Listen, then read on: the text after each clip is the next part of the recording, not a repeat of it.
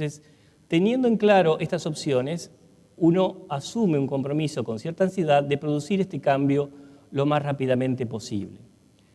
Pero esta es una de las motivaciones. La otra motivación es que los países que tienen una economía basada en el conocimiento requieren de un alto nivel educativo. Esto asegura sociedades más democráticas y asegura una mejor y más natural distribución de la riqueza. Los países que tienen una economía basada en el conocimiento no tienen un Estado que tenga que intervenir periódicamente para corregir asimetrías. La mayor parte del capital se distribuye porque es el conocimiento el que está asociado a ese valor agregado. No es la renta, no es el capital acumulado. Les decía que tenemos un componente que son los recursos humanos, pero hay que acoplarlo eficazmente. Para eso necesitamos distintos instrumentos. Necesitamos financiamiento y estamos encarando un nuevo programa financiado por el Banco Mundial de 120 millones de dólares, justamente para promover la innovación que contempla tener capital de riesgo para las nuevas empresas que se crean en distintas áreas de la tecnología. La idea es que estos fondos tengan una composición público-privada, donde incluso el capital privado tenga el paquete mayoritario, porque esto es lo que asegura no solo una asignación más transparente, sino una mayor conexión entre estos emprendimientos y los mercados reales, donde asegura un correcto proceso de selección de los emprendimientos basado en condiciones económicas objetivas. El otro componente es el componente de recursos humanos. No tenemos gerentes tecnológicos, no tenemos gerentes comerciales capaces de actuar como traductores entre el mundo de la ciencia y el mundo de la economía real.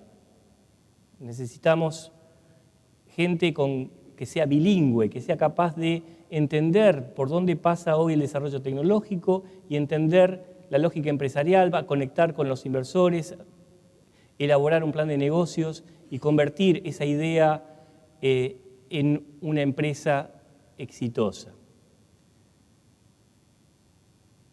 Y acá hay distintas cuestiones a analizar. Uno podría preguntarse si un emprendedor se hace o nace.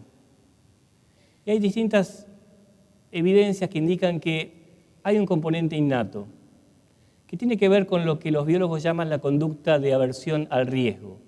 No todos los seres humanos tienen la misma conducta frente al riesgo. Hay quienes el riesgo los incomoda tremendamente y otros a cuales sienten atracción por situaciones de riesgo. Y lo que es curioso es que el porcentaje de individuos que tienen esa conducta de no evitar el riesgo, sino de sentir eso como un desafío, como un estímulo, es más o menos constante, no solo entre los seres humanos, sino entre los animales. En todas las especies es posible ver un porcentaje que curiosamente es del orden del 10 al 14%, más o menos lo que dan esas estadísticas en nuestro país, de individuos capaces de aventurarse a una situación desconocida. Y tiene su lógica que no sean todos, porque esa situación puede ser potencialmente perniciosa. Si toda una comunidad animal se decidiera cambiar de hábitat, súbitamente podían perecer y esa especie probablemente haya desaparecido. Como contrapartida, si no hay ningún individuo emprendedor, si las condiciones cambian, probablemente esa comunidad desaparezca porque no fueron capaces de aprovechar una oportunidad. Entonces, es dable suponer que tenemos un porcentaje relativamente menor de individuos con capacidad emprendedora. No sabemos si podemos aumentar ese porcentaje. Lo que sí tenemos que estar seguros es que creamos las condiciones para que esos individuos puedan desarrollarse productivamente. En todas las actividades hay individuos que tienen esa capacidad y el deber, en nuestro caso del Estado, es crear condiciones que les permitan fructificar, que les permitan desarrollar en forma productiva ese potencial. Y esto requiere, por un lado, entrenamiento, requiere apoyar, por ejemplo, como vamos a hacer, a carreras de grado y posgrado que tengan esta doble visión entre lo científico y lo empresarial. Implica, por ejemplo, algo que también es novedoso, otorgar becas de grado en carreras relacionadas con la informática, por ejemplo, para fomentar nuevas vocaciones y poder satisfacer un mercado que crece en forma explosiva y que está siendo el factor limitante para el desarrollo de las empresas en el área del software.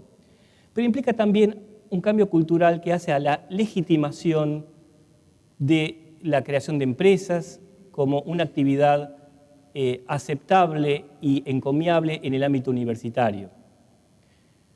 Y esto es un tema no menor. Hablar de generación de riqueza, hasta no hace mucho y todavía en algunos ámbitos, es asociado a una actividad lucrativa con una connotación negativa del lucro. Y esto que, bueno, podemos trazar a cuestiones culturales, religiosas y demás, es algo que no podemos evitar porque es el principal cuello de botella que tenemos. Si no hacemos una legitimación del proceso de creación de riqueza en el ámbito público, este cambio, esta transformación, nunca va a tener lugar. Entonces, aquí es donde tenemos que trabajar en forma conjunta, mostrando, por un lado, arquetipos o casos exitosos de individuos que saliendo del ámbito universitario apostaron a la creación de empresas de base tecnológica y les fue muy bien y tienen una vida digna, no solo porque ganan un sueldo o tienen una remuneración acorde, sino porque es una tarea desafiante desde el punto de vista intelectual que permite el máximo desarrollo de su potencial humano, pero que además es visto como un rol social importante. Esos individuos son los que crean empresas y los que crean puestos de trabajo, no solo para los egresados universitarios, sino para el personal no calificado. Y ahí es donde el rol social de la universidad realmente se plasma hoy por hoy en los países desarrollados. Hoy por hoy es una función ineludible de la universidad participar del proceso de innovación y crear empresas de base tecnológica. Esto ya ocurrió en Argentina en la década del 60, cuando egresados de mi facultad, egresados de química, sentaron las bases de lo que fue la industria química nacional. Cuando yo consultaba a uno de esos referentes de la época de por qué había ocurrido eso en ese momento y no ahora, decía, bueno, por un lado porque había un mercado de capitales y era fácil crear una empresa, y por otra porque no había carrera de investigador con dedicación exclusiva. Entonces nosotros competíamos por ver quién era más exitoso en el mundo exterior.